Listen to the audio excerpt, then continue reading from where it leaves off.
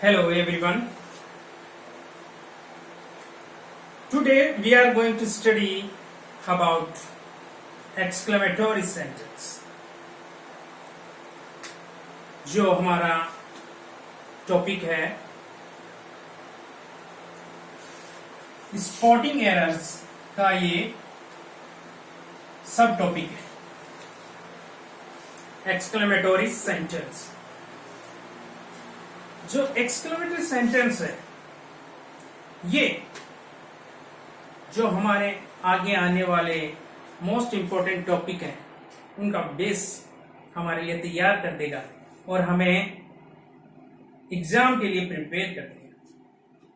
जो exclamatory sentence से संबंधित हमारी मन में डाउट्स होते हैं उनको क्लियर करेगा। ये एक्सक्लेमेटरी सेंटेंस होता क्या है ये क्लियर होगा इसमें। ये जो एक्सक्लेमेटरी सेंटेंस है इसका मोस्ट इंपॉर्टेंट तो जब पता चलेगा इसका ये सबसे ज्यादा इंपॉर्टेंस है ट्रांसफॉर्मेशन ऑफ सेंटेंस, ट्रांसफॉर्मेशन वाले टॉपिक में, पार्ट्स ऑफ स्पीच में, पार्ट्स ऑफ स्पीच में, और इनमें भी सबसे ज्यादा जो काम आएगा इस एक्सक्लेमेटरी सेंटेंस वो है नरेशन। नरेशन में ये सबसे ज्यादा यूज होगा। इसका हमें जितना नॉलेज होगा वह नरेशन को सोल्व करने में ये बहुत उपयोगी सिद्ध होगा। नरेशन का मतलब मैंने पहले बता दिया था, डायरेक्ट एंड इनडायरेक्ट स्पीच होता है। इन सब डायरेक्ट एंड इनडायरेक्ट स्पीच होता है और इन सब जो मेन टॉपिक है उनका ये बेस है एक्सक्लेमेटरी सेंटेंस।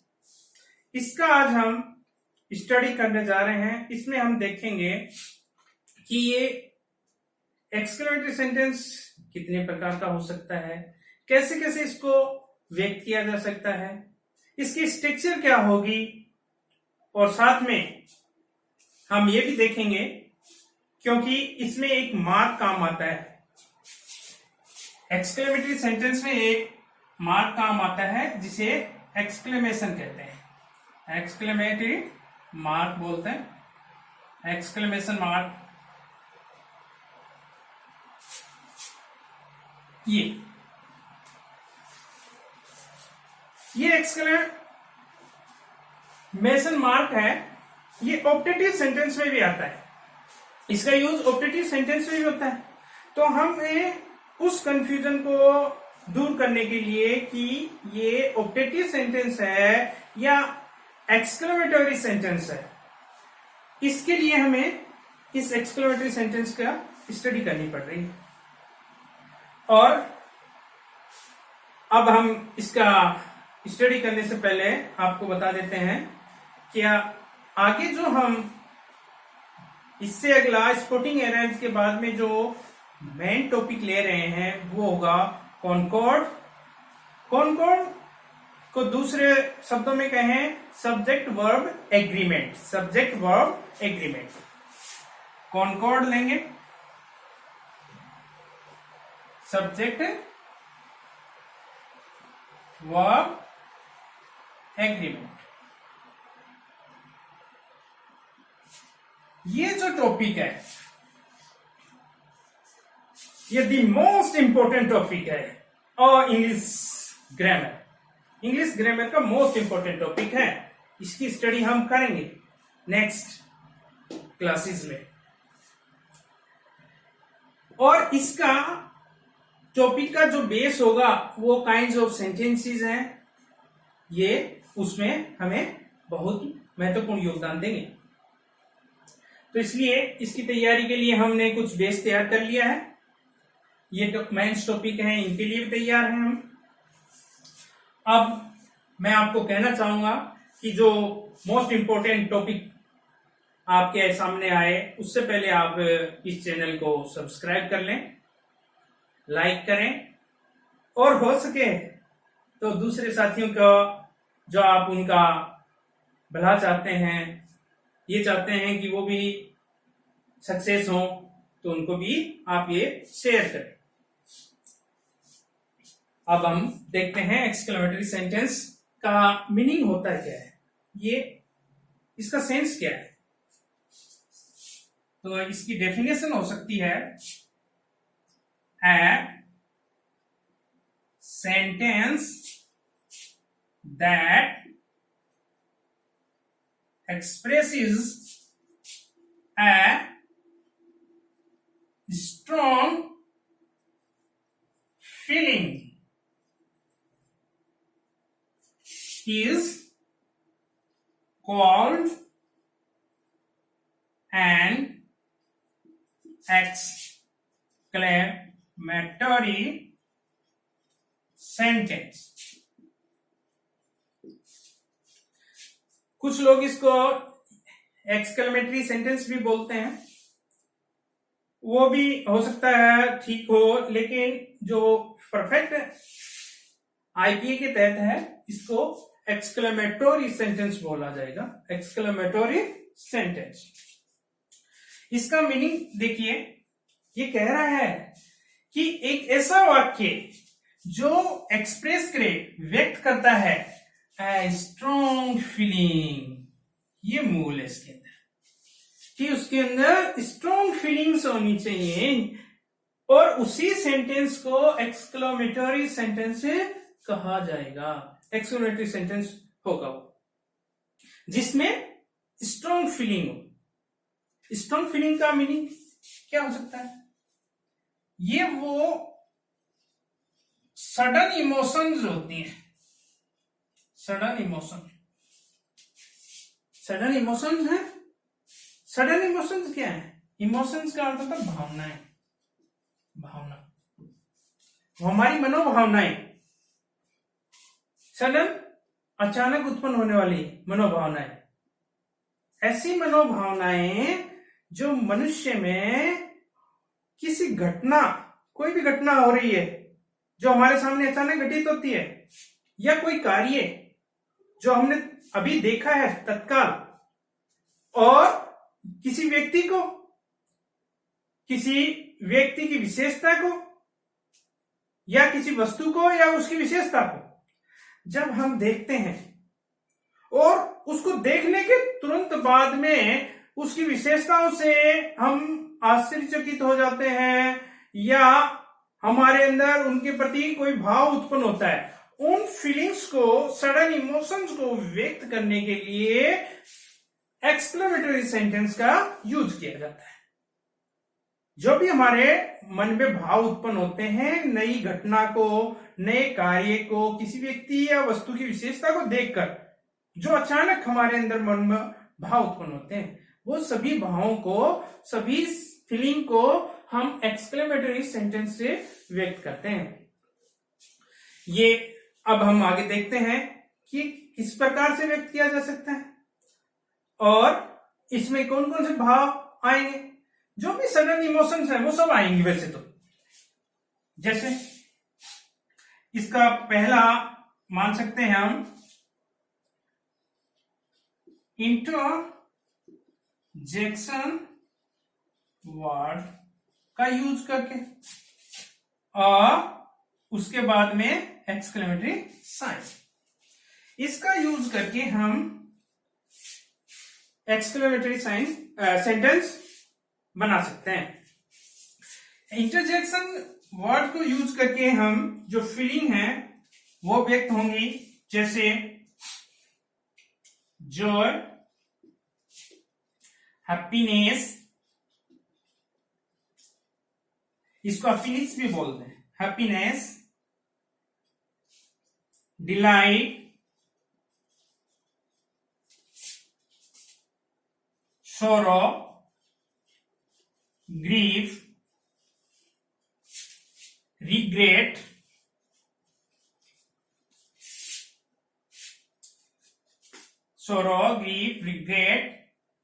इन सब फीलिंग्स को हम इंटरजेक्शन वर्ड के माध्यम से व्यक्त कर सकते हैं। साथ में ही अप्रूवल,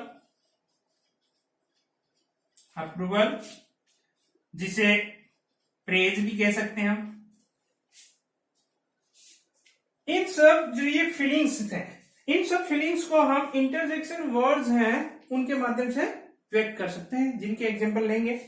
इससे पहले जॉय का अर्थ है आनंद, हैप्पीनेस, खुशी, डिलाइट, आंतरिक हमारे अंदर जो खुशी उत्पन्न होती है, प्रसन्नता, उसके लिए आता है। सोरो दुख, ग्रीफ खेद या आंतरिक दुख। रिग्रेट पश्चाताप, किसी के कार्य के प्रति हमारा जो पश्चाताप होता है वो रिग्रेट होता है। अप्रूवल प्रेज, प्रेज प्रशंसा है। अप्रूवल होता है अनुमोदन, अनुमोदन किसी चीज की जो हमें अच्छा लगता है उसकी हम यदि सहमति देते हैं तो वो अप्रूवल होता है। देखिए फॉर एग्जाम्पल, इनके एग्जाम्पल लेते हैं,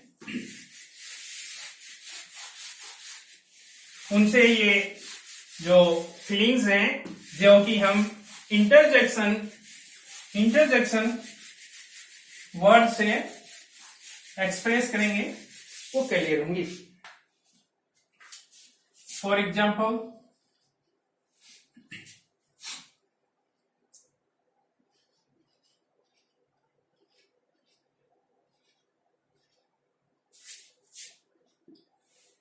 हर्रा, I have passed the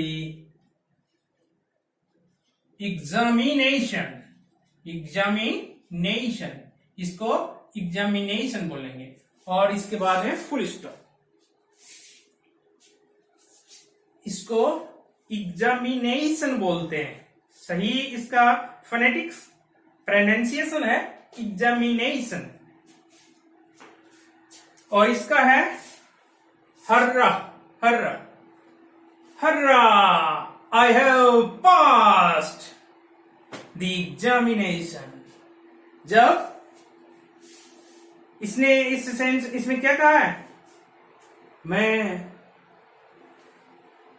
examination पास कर ली है, मैंने एग्जामिनेशन पास कर ली है, ओ मैंने एग्जामिनेशन पास कर ली। ये सडन फीलिंग कब उसमें अंदर उत्पन्न हुई, ये जब उत्पन्न हुई जब कोई कैंडिडेट जो कि काफी दिनों से वेट कर रहा है और वह संशय में है कि मैं एग्जाम में पास होऊंगा या फेल होऊंगा, और जब वो नेट पर या कहीं भी जो अपने रिजल्ट को सर्च करता है और उसमें देखता है कि वो उसका रिजल्ट पास आया है, तो उसके मन में जो खुशी के भाव, जॉय के भाव, हैप्पीनेस के भाव उत्पन्न होते हैं वो इस प्रकार व्यक्त करेगा, hurrah I have passed the examination, ऐसे कहेगा वो।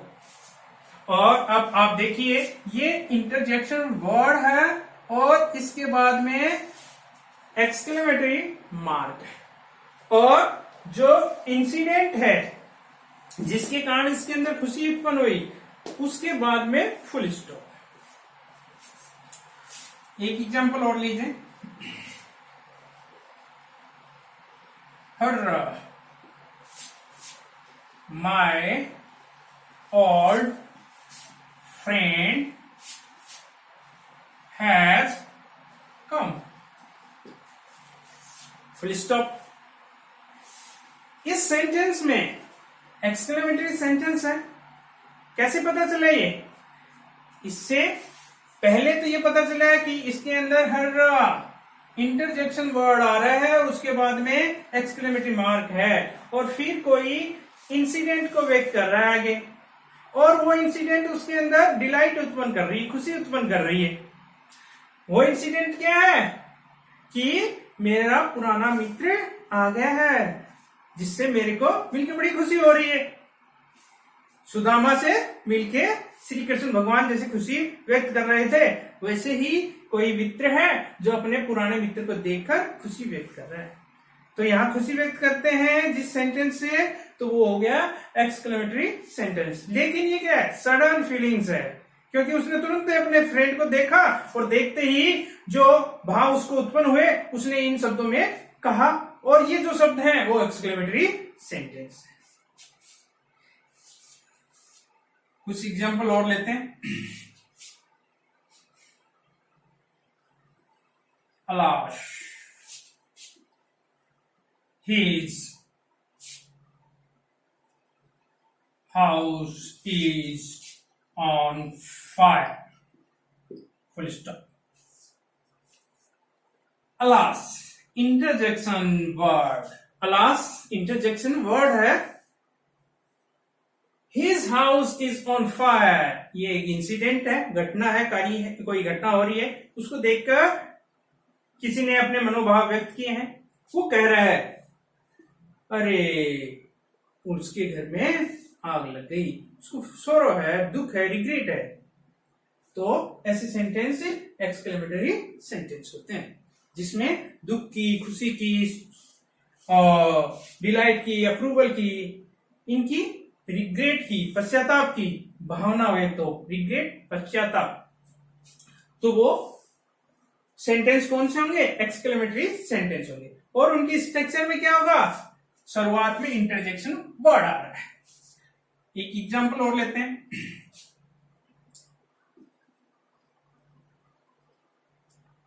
Bro,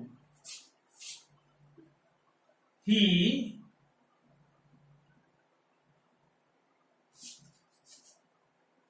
has done well. He has done well. Bro, he has done well. या क्लिपिंग करके कोई किसी को प्रोत्साहन करने के लिए, उसकी जो कार्य किया उसने, उसको प्रोत्साहन देने के लिए, उसको इंक्रीज करने के लिए अप्रूवल कर रहा है, अप्रूवल कर रहा है, अनुमोदन कर रहा है, उसकी प्रेज कर रहा है, प्रशंसा कर रहा है, अप्रूवल है। और उसमें कह रहा है शाबाश, तुमने अच्छा कार्य किया, यू हैज डन वेल, तुमने अच्छा किया है। ये सब अप्रूवल है और इनसे सडन फीलिंग की अभिव्यक्ति हो रही है, इसलिए ये सब एक्सक्लेमेटरी सेंटेंस है। अब आपने एक इसमें नोट किया होगा कि इसमें एक इंटरजेक्शन जो वर्ड है वो आ रहा है और उसके तुरंत बाद में एक्सक्लेमेटरी साइन आ रहा है, फिर कोई इंसिडेंट या कोई कार्य का वर्णन हो रहा है और लास्ट में फुल स्टॉप आ रहा है, लास्ट में फुल स्टॉप आ रहा है। तो ये इसकी स्ट्रक्चर रहेगी। आप अब ध्यान कर सकते हैं, ऑप्टेटिव सेंटेंस था, उसमें थोड़ी स्ट्रक्चर अलग थी, उसमें ये इंटरजेक्शन वर्ड नहीं थे। अब आपकी इच्छा ये होगी कि इंटरजेक्शन वर्ड होते कौन कौन से हैं, इनके बारे में हम नेक्स्ट टॉपिक होगा हमारा parts of speech. Parts of speech में इनकी डिटेल में स्टडी करेंगे, वहां आपको और भी इसके बारे में जानकारी मिल जाएगी। अब इनकी एक्सक्लेमेटरी सेंटेंस की हिसाब से काफी है। अब दूसरा टाइप जो कि एक्सक्लेमेटरी सेंटेंस के लिए है वो और भी इंपॉर्टेंट है, महत्वपूर्ण है, और उसके बारे में स्पॉटिंग एरर्स के रूप में उसमें क्वेश्चन आएंगे, तो उसको थोड़ा स्ट्रक्चर को देखना। सेकेंड टाइप जो किससे शुरू होंगे, या तो how plus adverb plus subject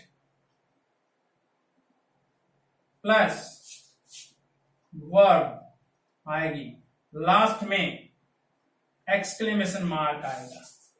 last में क्या आएगा? एक्सक्लेमेशन मार्क, इसमें एडवर्ब आएगा, फिर सब्जेक्ट आएगा और फिर वर्ब आएगा। ये देखना, ये इसकी स्ट्रक्चर है। For example how, fast, how fast you are walking, how fast you are walking। इस सेंटेंस को देखिए, लास्ट में एक्सक्लेमेशन मार्क से हमने डिसाइड कर लिया कि ये एक्सक्लेमेटरी सेंटेंस हो सकता है या ऑप्टेटिव सेंटेंस। अब हमें डिफरेंस करना है, ये ऑप्टेटिव सेंटेंस है या एक्सक्लेमेटरी सेंटेंस, इसके बारे में देखते हैं। हाउ से जो शुरू होता है सेंटेंस और लास्ट में एक्सक्लेमेशन मार्क है, वो एक्सक्लेमेटरी सेंटेंस ही होता है, क्योंकि इसमें सडन फीलिंग व्यक्त की गई है। How fast you are walking, how fast you are walking, तुम कितनी तेज गति से चल रहे हो।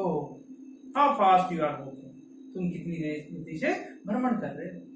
अर्थात उसकी गति को देखकर कोई व्यक्ति है वो आश्चर्यचकित होता है, सरप्राइज्ड है, वो एक्सक्लेम्ड है, एक्सक्लेमेशन है ये, एक्सक्लेमेशन। और इसमें देखिए पहले हाउ आया, फिर एडवर्ब है, और ये किसको व्यक्त कर रहा है, किसकी विशेषता बता रहा है फास्ट वर्ड, इसको देखने की जरूरत है। ये जो वर्ड आएगा वो हमेशा जो आगे सब्जेक्ट के आगे जो वर्ब आएगी उसको मॉडिफाई करेगा, हमेशा जो सब्जेक्ट के बाद में वर्ब आएगी उसको मॉडिफाई करेगा, मतलब उसकी विशेषता बताएगा। सीधी बात ये चलने की विशेषता है, फास्ट, तेज चल रहा है, ये ध्यान देना है। एक एग्जांपल और लेते हैं। How sweet she sings! Exclamation mark। देखिए इसमें किसी के गाने की जो अच्छाई है, मधुरता है, वो किसी को अच्छी लगी, इसलिए उसने अपने भाव व्यक्त किए। कितने मधुर वह गाती है, कितना मधुर गाती है। तो यहाँ पर हाउ आ गया, ये स्वीट आ गया, ये सी सब्जेक्ट, ये वर्ब आ गई, और ये स्वीट है वो सिंग को मॉडिफाई कर रही है, इसकी विशेषता बता रही है। एक एग्जांपल और लीजिए। How cute she is! Exclamation mark. कोई छोटा बच्चा है, बड़ा सुंदर है, अच्छा लग रहा है, तो उसको देख के हमारे मन में क्या होता है, हाउ क्यूट सी इज, देखो कितना प्यारा है ये, कितनी प्यारी बच्ची है? तो उसके लिए हाउ आएगा, क्यूट आएगा, सी इज, ये इज है, इसको मॉडिफाई कर रहा है। आगे कॉम्प्लीमेंट है, ये कॉम्प्लीमेंट के रूप में सब्जेक्ट आ रहा है। एक और प्रकार है इसका जिसके माध्यम से हम एक्सक्लेमेटरी सेंटेंस को व्यक्त कर सकते हैं, वो देखो। व्हाट एट, फिर कोई एडजेक्टिव आ सकता है, ने भी आए, ऑप्शनल होता है, लेकिन उसके बाद में नॉर्मली नाउन आता है, नॉर्मली नाउन आता है, और उसके बाद में फिर कोई सब्जेक्ट और फिर वर्ब आ जाती है, और लास्ट में एक्सक्लेमेशन मार्क जरूर आता है। व्हाट ए, ये अकेला हाउ, फिर इसके बाद में नाउन, इसमें केवल सब्जेक्ट है, फिर नाउन के बाद में सब्जेक्ट और सब्जेक्ट के बाद में वर्ब, ये एक्सक्लेमेशन साइन दोनों में। एग्जांपल लेते हैं, उससे समझेंगे। What a beautiful flower it is! Exclamation mark. इस सेंटेंस को देखिए, What a, ये वोट ए हमेशा साथ रहता है, इसको ध्यान रखना है हमें। इसमें देखिए आर्टिकल नहीं है, इसमें आर्टिकल है। यहाँ ज्यादातर एरर छोड़ते हैं, ई को हटा देते हैं, अर्थात आर्टिकल को हटा देते हैं। तो ये ध्यान रखना है, यहाँ आर्टिकल आता है और इसमें आर्टिकल नहीं आएगा। क्यों आता है? क्योंकि इसमें आगे नाउन है, ठीक है, और उस नाउन को ही ये मॉडिफाई करना है। ब्यूटीफुल यहाँ एडजेक्टिव है, एडजेक्टिव है, इसको एडजेक्टिव नहीं बोलते, एडजेक्टिव है ये, एडजेक्टिव। फिर ये सब्जेक्ट आ गया और ये इसकी वर्ब आ गई, फिर एक्सक्लेमेशन साइन आ गया। इसमें किसी फ्लावर की सुंदरता को देख के है अपने भाव व्यक्त किए गए हैं। कितना सुंदर ये फूल है, ये फूल कितना सुंदर है। एक एग्जाम्पल और लें।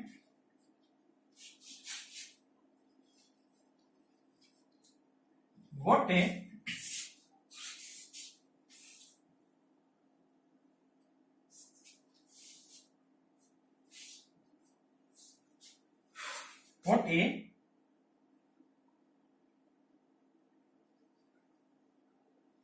wise man he is. What a wise man he is. What a wise भी हो सकता है इसमें। What a, फिर man आ गया, नाउन है, he सब्जेक्ट है, is वर्ब आ गया। यहाँ वाइज एडजेक्टिव के रूप में आ गया, ये नाउन भी होता है। और इससे हमें ये पता चला कि किसी की बुद्धिमत्ता के बारे में कोई व्यक्ति सरप्राइज व्यक्त कर रहा है, कितना बुद्धिमान है वो व्यक्ति। ये इन सब सेंटेंसेस से आपने ये देखा कि इनके माध्यम से किसी की सरप्राइज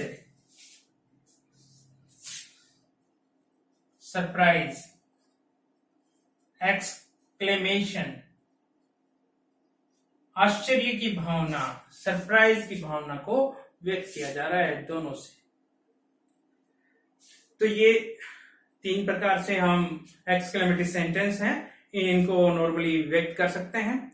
बाकी जो हमारे मेन टॉपिक आएंगे उनमें और एग्जाम्पल आएंगे इनके, उनसे आपको और एक्सप्लेन करेंगे इसको। लेकिन बेसिक जो है आपका एक्सक्लेमेटरी सेंटेंस ये यही कंप्लीट होता है। और नेक्स्ट टॉपिक जो हमारा लेंगे वो हमारी होगी इन जो काइंड्स ऑफ सेंटेंसेस हैं, इनसे रिलेटेड स्पॉटिंग एरर्स जो आएंगी उनसे संबंधित एक्सरसाइज होगी। एक्सरसाइज फर्स्ट होगी, उसको अटेंड जरूर करें, जिससे आपको जो रिलेटेड एग्जाम में क्वेश्चन आते हैं उनकी कैसे सोल्व करेंगे, क्या एरर्स आती हैं, क्या मिस्टेक आती हैं, उसमें हम फाइंड आउट करेंगे और उनको सोल्व करेंगे।